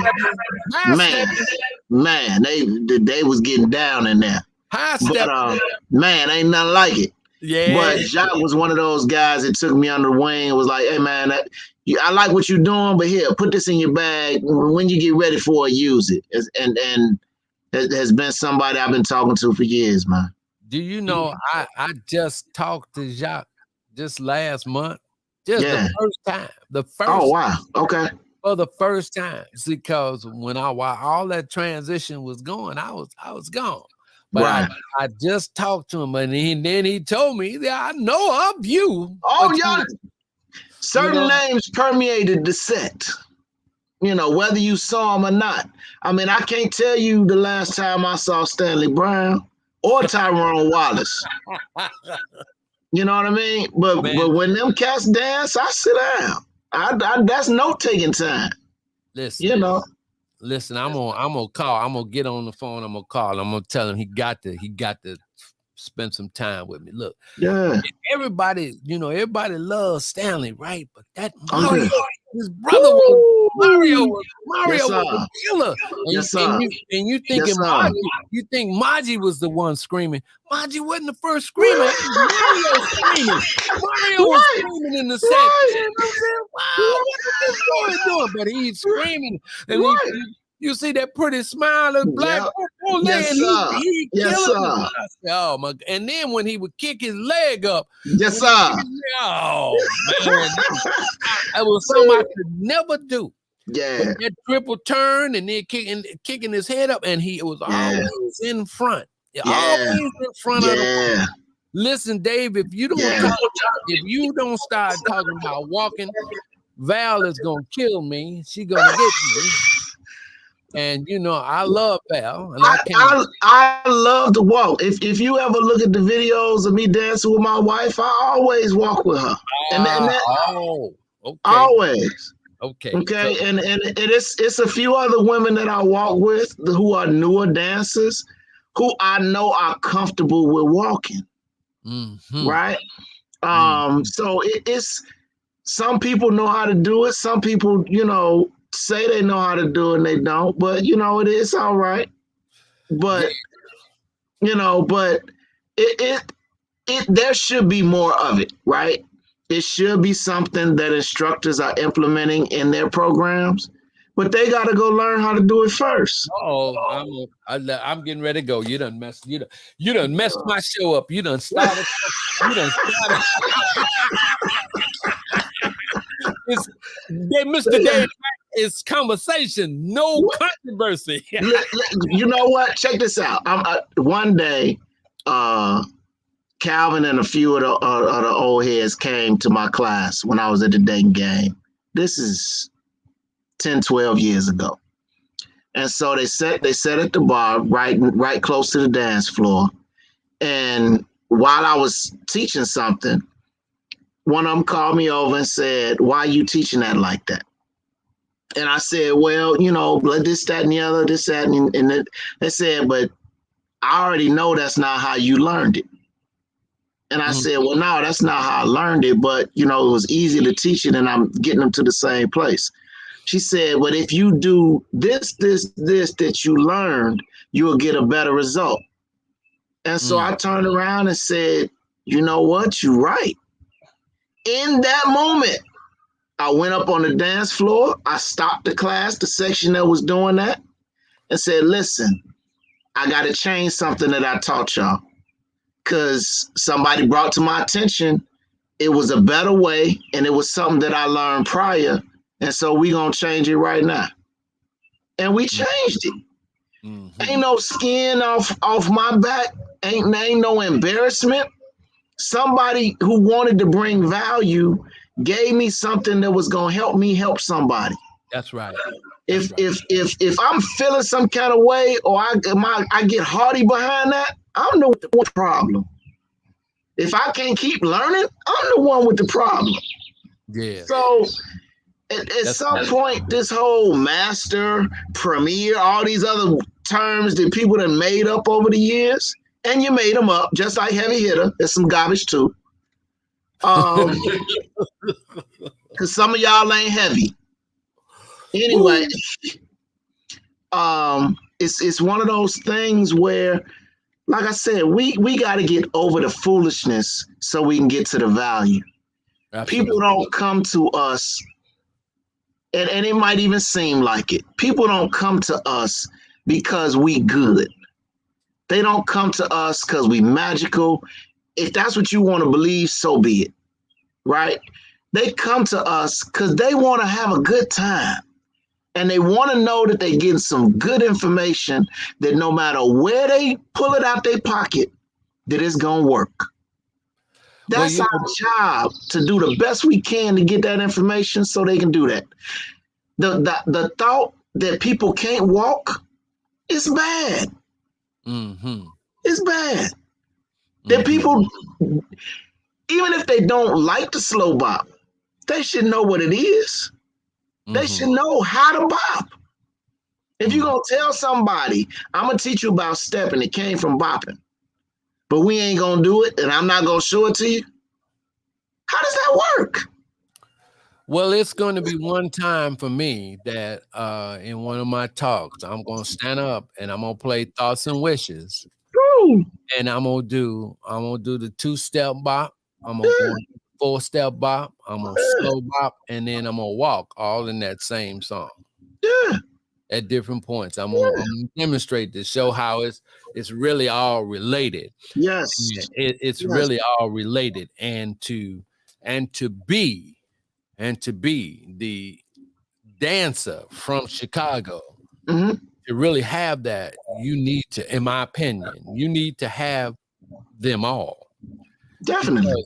Because when you say that you are just a stepper, you are one-dimensional.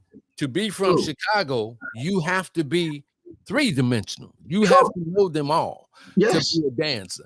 Yes. One of the stories that Calvin tells me, that he told me, is that the reason why he's in Chicago today is because he added the walk to his repertoire. Because Calvin can do every other dance on this planet, but he did not walk. Right. And he stayed here to get the walk, and he's a walker. Man. Completely. Not like that stride. No, and that's what I'm talking about. Him and Not Hollywood. like that stride. Him and Hollywood can do that stuff. Man. Oh man. Yes, sir. Hollywood did it one night. He can't we was at the set of Leon said Hollywood did it. I started screaming. Hollywood, I was screaming. And do it to a fast song. That's right. He do it to mambo. That's right. That's right. He can break it. Yeah. And that eventually, I think one of the names that we actually called that, it was the Gospel Walk. Yes. We actually called that the Gospel Walk, man. And yes. Oh, look at this. Yes. So a lot of things changed as with the music has changed. You know, one of the reasons why the swing dances couldn't maintain, because the big bands were gone. Right. True. You know. True. Big bands were gone. And so as a dance, and this is when I'm talking about the dance, and I talk about the journey, and I don't discount the South, but I know people from the South, they were migrating up north. So whatever they were adding to the dance was in that already. So as dance left New York, right, it hit Philly. Right. Philly. And I think our first cousin is the Philly Bop. True, after it hit Philly, it shot down to DC. DC doing the hand dance, and DC still got that. That 2-step move in there that's close to us. And from there, it hit Detroit. Detroit refined it in the ballroom setting, but when it got to Chicago, we eliminated the acrobatics, all that stuff. The dance got. As Morris Day in the Times says, COOL. The dance got cool. Yes. We did the one hand by, and I tell people the story. Well, where did the one hand come from? Because brothers didn't want to put their coats up at no set they was going to. Yep. And so that's how the dance came out and evolved. When the new bop hit the scene, it was only the addition of another hand. That's all it was. And that kept us from getting our butt whips. Because if you didn't know which hand to use on which side of town you was on, you may not have made it out of that set alive. You ain't lying. You know, so Yeah. the dance got its saying. It's got its style, and we want to keep that. Exactly. Just so it's not related to a competitive situation, because the dance for us was for us to. True. We started off with rent parties in the 20s.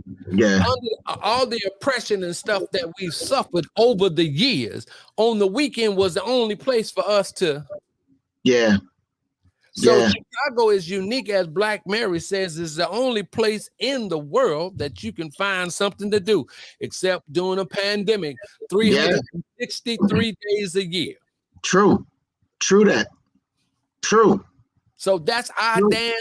This is our town, and we should be fighting to make bopping / stepping the dance of the city, because it's still one. No doubt. And I'm glad of people like you and Sharnice doing things to making adjustments to the way that you teaching to include walking. Now, Val, I hope you're satisfied. Because if Val gonna get me, I teach walking in my class. Oh, okay. I always taught walking in my class. I teach bopping in my class. When my students come in, because otherwise I'm selling you short. And then I gotta answer the old people that I don't want to hear them talking crazy about that. So What but you no, we do walking. Yes. Yeah. Okay, I think I got, let me see. We got a couple of more. I think I got one. I got one more I'm gonna show right quick. All right. Let's bring this up. Oh, that's my favorite video right there. That's my favorite video. That was we was hanging out at the Dayton game. Man, that's the person who ended up in my last partner for the contest. That's Rhonda. Okay. And man, we had a ball because the song we danced to some whispers. Cause we didn't need nothing fast. Yeah, that's more than actually it was that, and then I think it went into Dirty Dancing right after that. Okay. Yeah, but that's the music that I learned on. Yeah, that's that triple. You did that triple. I saw it. Yeah, but that's just a moment. That's not even a turn I do all the time. Right. So, but I was taught to dance in the moment, and in that way, you're gonna have different dances, and you might not remember all the moves you did and what have you, but you had a good time, and that was the purpose behind it. Enjoying yourself, telling a story. Calvin always told me that less is more. Yeah. Man, definitely. You ain't dancing till you can do more with less. Yes. But that's because I hit that stage where I went to him and was like, I ain't got enough this and enough that, and he was like, boy, all you talking about fly by night stuff. If either you're gonna be a dancer or you're gonna be out here, and the clown's telling you good. Cause he ain't cutting no punches with nothing. And what's killing me, man, you see, you're a rail dancer. You stand right on the rail and you ain't getting 2 feet away from that rail. That's cold. That's cold. That's cold. And a lot of cats, the way they go out of their lanes and they doing offbeat turns on both sides. They couldn't dance next to the rail. No. The goal is to stay in your space. I know I got a little bit of length because ain't nobody on the floor but me. But as far as that all over the place, we can't do that. Yeah, we can't do that. I see. Calvin, that's all. That's all, man. If your feet ain't moving when you dancing, if all you doing is turning that girl, you ain't dancing. I think brothers need to understand women like to dance, but they love seeing men dance. Mm-hmm. Mm-hmm. And if go on and dance, it's all right. You can be cool and be dancing too, you know. And that's when you're good. Cause that young lady had a great time with you. You made somebody's night better. Yeah. You know. So yeah, but that's my favorite video. So do you teach on beat dancing and off beat dancing? I mean, you gotta do it if you're doing bopping and stepping. Mm-hmm. Because You bopping is gotta on do beat. it. Yeah. Yeah, you gotta do it. And So but that's also how you teach people to understand how to listen to the music, to dance yes, to the music.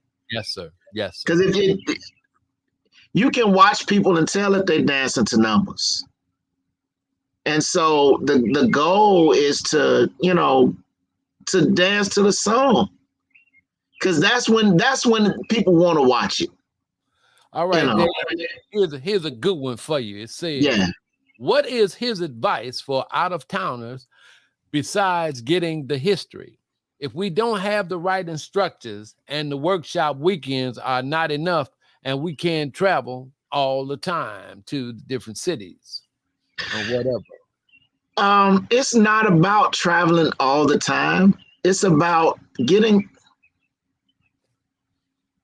one of my pet peeves is, well, we didn't know.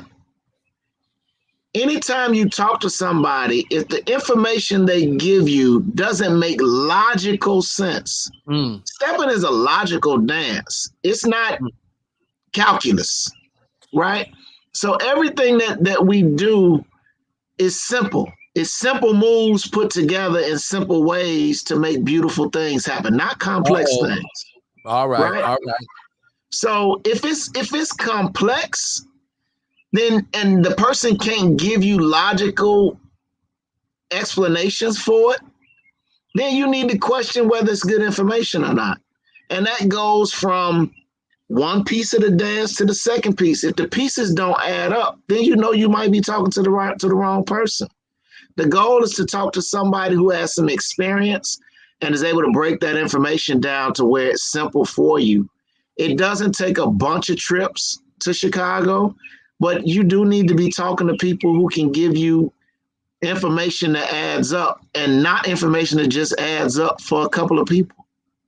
Mm-hmm. Ask them didn't nobody grow up at the ground stepping good. If they don't want to tell you or don't give credit to the people who put them on, you might not want to spend time with them people. You want to know who's the old person that you dealt with who gave you this information. And if they don't know, get with the person who knows and then go from there. Mm-hmm. But that don't mean you can't be friends with everybody. And if somebody is basing friendship with you on whether or not you putting money in their pocket, that's another conversation. All right. Thank you, Kathleen, for the question. Okay, we got some more. We got just a little bit more time to ask Dave some questions. Rachel, that question on Twitch, I don't know why Twitch is not showing up tonight. I'll have to check that out. I should see the comments or the questions coming from Twitch. I should see everybody all at the same time. But please copy that question if you take a look, Rachel, and post it in. If you got a question for Dave, go ahead on and post it in so we can get these get as much as we can get in at this time. Don't forget, this Friday will be Brian Patterson's Steppin' B, who's going to join me for, since we're doing Instructors Week. And then, of course, on next Monday, next week, it'll be Mr. Claudell Jackson, the legend himself. I've been knowing Claudell 50 years. We met in the alley. And so, we met in the alley, And we met in the alley. I was coming home from high school, man, and coming home, and they was playing basketball in the alley, So I went back there, and as soon as I walked up, Claudell picked me. He didn't know whether I could play ball or not. I got him. The next thing you know, I was I was a little wiry dude jumping all over everybody. I would get the ball and throw it to him, and he'd shoot the basket. All right. So that's how we had that relation ever since, and it was That's what's happening. That summer I went to Lindblom. Well, I was going to Lindblom all the time, but I met him at Lindblom, and we used to take classes together. Gotcha. And so we just been buddies. Ever since. Yeah. Okay, so we got that in there, so I could get that out of there. Let's remove that. So it's been really something. It's been really nice. But of course, after Claudel, I'm going to take. After Claudel, we'll be off Memorial Day. But that weekend, I'm going to come in for that one Friday. Guess who's coming? Guess who's coming to Conversations? Pete Frazier. That'll be a good one, too. Yeah, on June 4th. Then I'm going to take a couple of weeks. Yeah. Oh, well, listen. That's when I came out. Okay. At Chick Rick's. Gotcha. Because before that time, I wasn't on set. I was always a DJ, but I was like in the post office doing stuff, because it was Luther Gage and Sam Chapman, Willie Cox. It was everybody. I couldn't get a break. So the only way I got a break as a DJ on the stepper set is that myself and Janice Morris were together, and we won the Thursday night Steppers contest at Mr. Ricky's 5 weeks in a row. My man. In October of 86. And so Ricky didn't allow me to dance with her no more in the contest. And he asked me what could I do, and I pointed to the DJ, and I started spinning in there.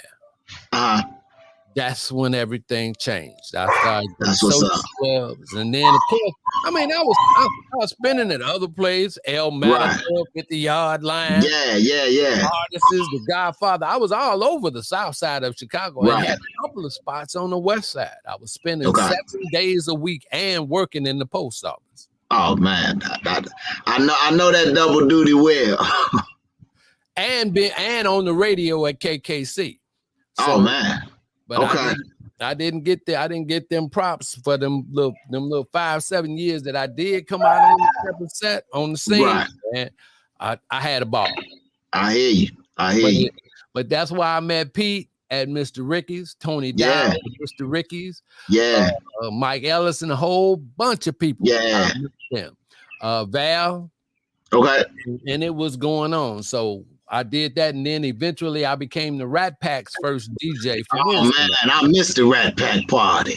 We was the youngest thing in the joint. So that's how it is. So I don't see any more questions. Is there anything, Dave, that we might have forgotten to ask or to talk about it? Not that I can recall. Listen, I'm proud and happy to be of service to the Black community. This ain't never been about me. I've been fortunate that some people think I'm special, and I appreciate them for that. I thank God for that blessing.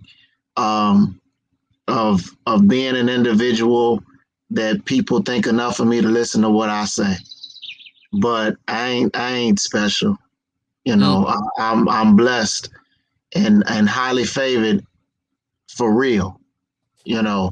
I was outside looking at the grass the other day and looking at the lines from after I cut that grass, and I was grateful that I had green grass. You see what I'm saying? So I'm thankful and blessed, and that God has put me in a position and given me a gift to talk, I guess, and allow me to share and pushing Black culture forward. So, I got a question. Any question? What's that?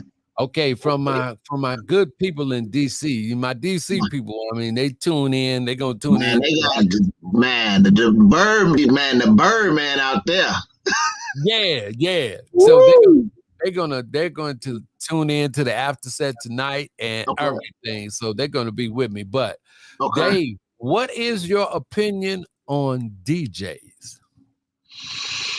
Woo.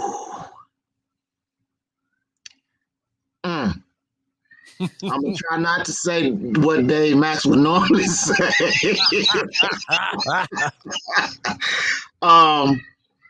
The same way that I believe that instructors need to do a better job of investing in their craft, getting mentors who've been there and done it, and stop rushing to be a DJ. Uh-oh. Okay. There's an art form to it. And this is after watching Sam, after watching Willie Cox, after watching Herb Kent, after watching all these different people, Steve Breeze. That was my partner. Every time I would see Steve Breeze and hang out in the studio, hang out in the DJ booth, he'd tell me he'd give me some history, or I meet some new people, right? That has to be done by DJs as well. Mm-hmm. You can't go out and buy somebody's thumb drive, listen to what other people listen to, and then go out and think you're a DJ because you went playing what everybody else played. Right? And one day I gotta apologize to this brother because the way I said it wasn't the way that I meant it. But he asked me why I didn't come to his party. And I said, I don't like the way you spin, so I don't come to your party, right? It wasn't personal. And I wasn't saying you have no skills as a DJ. It was just certain things that I learned to look for in the time that I've been on the set. And the thing that's different, I started in the old set, the older set with older people. I was 24, and the next closest person to me was probably 37, 40, right? So my exposure to what to expect in a party is different than somebody who just got here in 2000 or 2010. I knew certain songs told you what dance we was doing. It told you if we was walking, it told you if we was bopping, it told you if we was stepping. That's how the dance went, right? But you had to learn that. And I understand everybody didn't learn that way. And I understand there have to be new DJs who come onto the scene, but you've got to learn the old way so that you can have a new way. Oh, man, I'm going to leave that one alone. And then that goes for dancing as well as the music. Woo! You know, I get a chance to stretch my wings. I'm gonna stretch my wings this Sunday, doing an affair. And so one of the, you know, who I'm working for, look, Reggie, and Leanna tell me this too. Reggie, yeah. I don't want you to do nothing new. You do what I always know about you. And so yeah, and folks love it. Dave, when will you start teaching again? I believe it's going to be the fall. Mm-hmm. I believe it's going to be the fall. The pandemic happened, and it's unfortunate, but that was the first break I've had in 21 years. Mm-hmm. So I'm not mad about it. It's actually allowed me to do some reflecting that I haven't done before. There's some work that I need to do and some preparation that I need to do with the people that work for me so that they can be better. So I'm not in a rush to get back. Mm-hmm. And I want people to be comfortable. I don't want all of these stipulations and 1 week is one thing and I don't need all that. That's right. And so I want people to be comfortable. The way we work. Once that's the atmosphere, I'll be back, you know, doing what I do, and trying to help people have their good time. Because like I said, as instructors, it shouldn't be about us. It's about the people getting what they looking for, and so that's what I'll be really, really pushing. in our classes. Dave, what should a new stepper pay more attention to and less attention to when experiencing this dance? Oh, wait, say it one more time. What should a new stepper pay more attention to and less attention to when experiencing this dance? You should pay more attention to the basics, because the basics is everything. And you should pay more attention to the music, because the music is your guideline on what your style is going to be. All right, that's it. That's it. I got to steal that. Where's my pen? Okay. Do you remember what you said? Do you remember what you said? All right, go. One more time, please. You really got to feel. Come on, man. Look. Come on, man. Look, listen. I'm an educator. I'm a researcher. Come on, man. How you got to pay attention to the basics. The basics is the foundation that connects to your ability to express yourself and develop your style that the music is going to give you. And so one of the things that we were taught, especially when you're new, don't dance to the hot songs. Because a lot of times the hot song either didn't have lyrics or was some kind of remix, right? But a lot of people run out there to dance on that song. You need to be listening to songs that have words that describe emotion and feelings and moments, because those basics will allow you to get comfortable enough with yourself to express yourself emotionally. If you're thinking about styling and all this extra stuff, that stuff is going to go out the window, or you're going to be out there looking like a clown. To pay less attention to, pay less attention to who's supposed to be popular,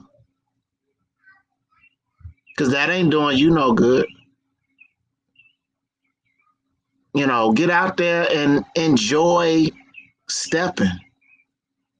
All that other who's supposed to be this and supposed to be that ain't nothing. Will they dance with you? Yeah, that's the question.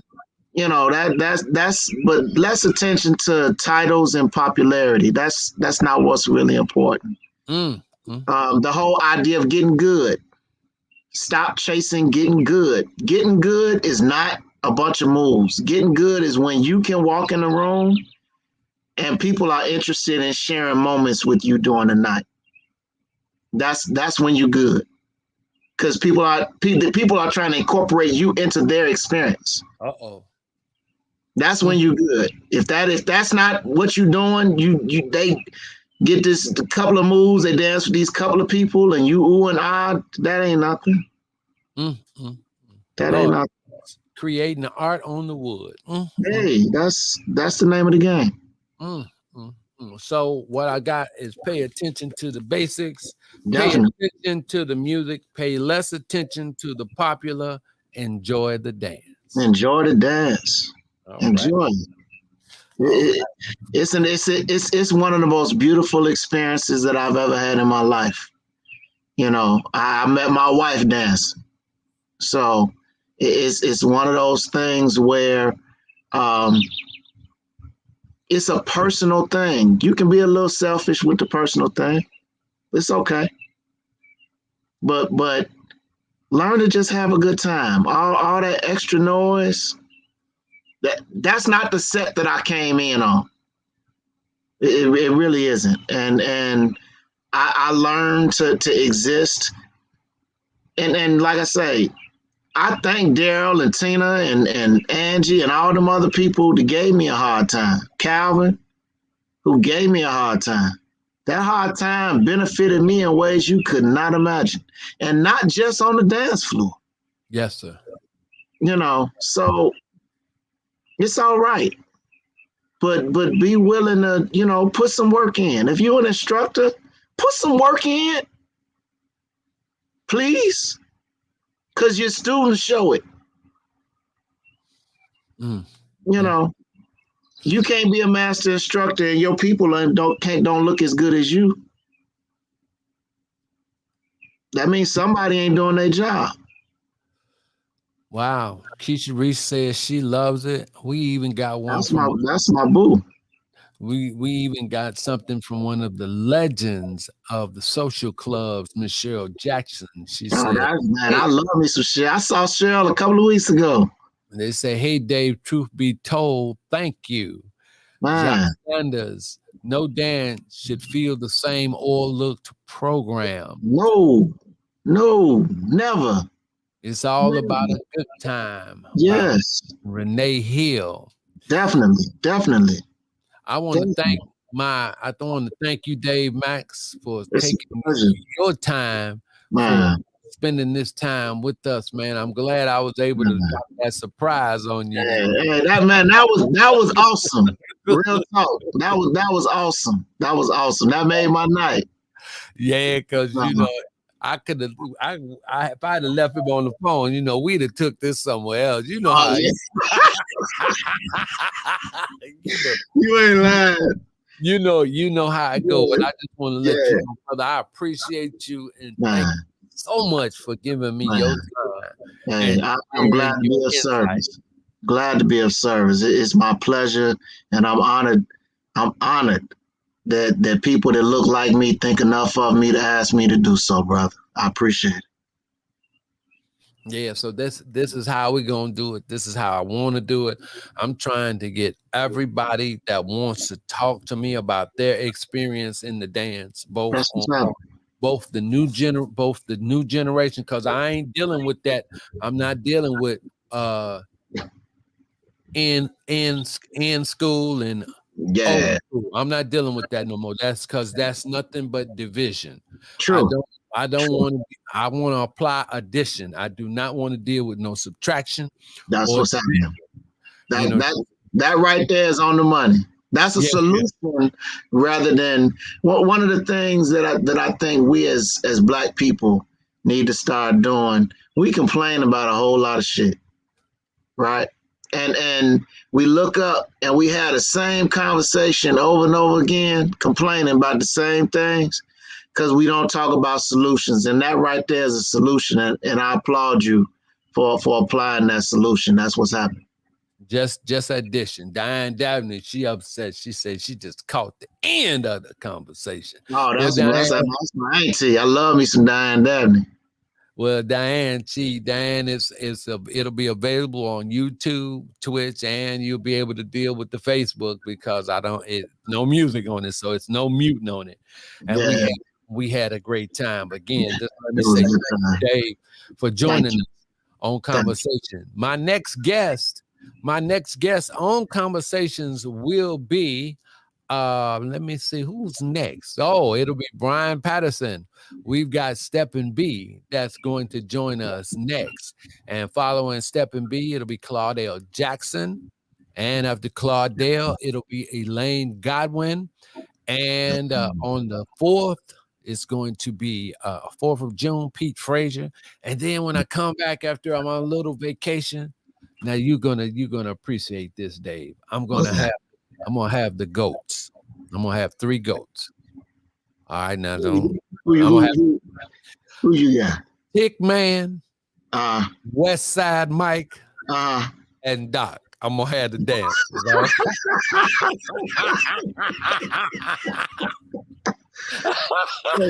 Well, I'm gonna have to make sure I clear my schedule for that one.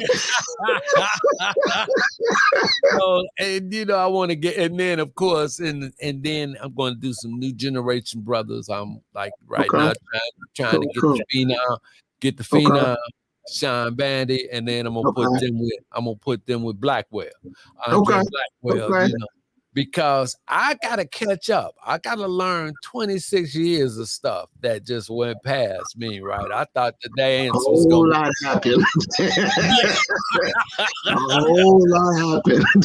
Yeah, so I want to just get into it, and then I want to help, because I don't want the new people that's learning this dance to feel like they got to be like us to do this dance. There are True. certain things that's in this dance, that's in the culture, like the etiquette, that Yes. we should never allow words like evolution or anything like Yes. that to ever change, because Yes. this dance is supposed to be the creme de la creme of the Black elite. Yes. If Yes. you're doing this, you're Black and elite. Yes. You Yes. understand that? Because Yes. you can go, this is our dance. It's just like Yes. when in Europe they would have their dance, and the only thing they did was the waltz, right? Yeah. You Yeah. you knew it was a high society type thing. This Yes. dance is our Yeah. high society. Yes. And we should Yes. not allow Yes. popularity, popularism, Yeah. Yeah. consumerism, profiteering. Yeah. None of that should Yes. take down the Yes. highness or the height of where we No, are no. with this dance. Show enough. Show enough. Show enough. That's I'm what with I'm you. preaching. That's I'm what with that. and I'm glad you're with me. Dave Maxx, I'm thank with you. I that. love you, man. Yeah. Thank you. It's a pleasure. Pleasure. For sure. For sure. It's a pleasure. Thank you. Thank you for joining me on Conversations. All All right, right. so let me do this like this here. It's been wonderful. I've had a BALL. Dave, while you're in the green room, don't go nowhere, because it's now time for me to just end this show.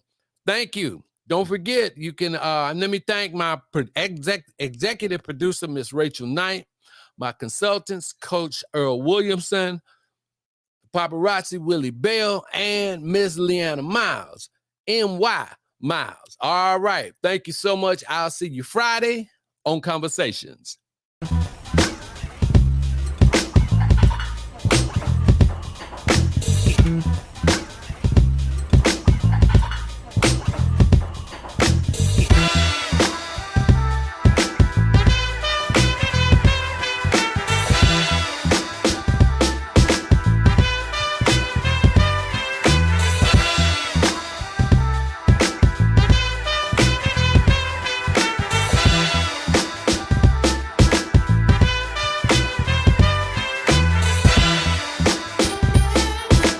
Give me the jazz, give me the jazz.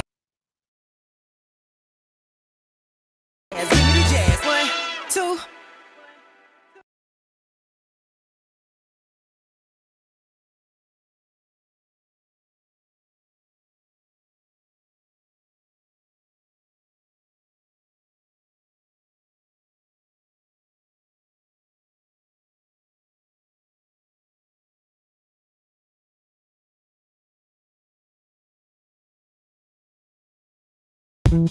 I'm so glad you could make it. Sit down.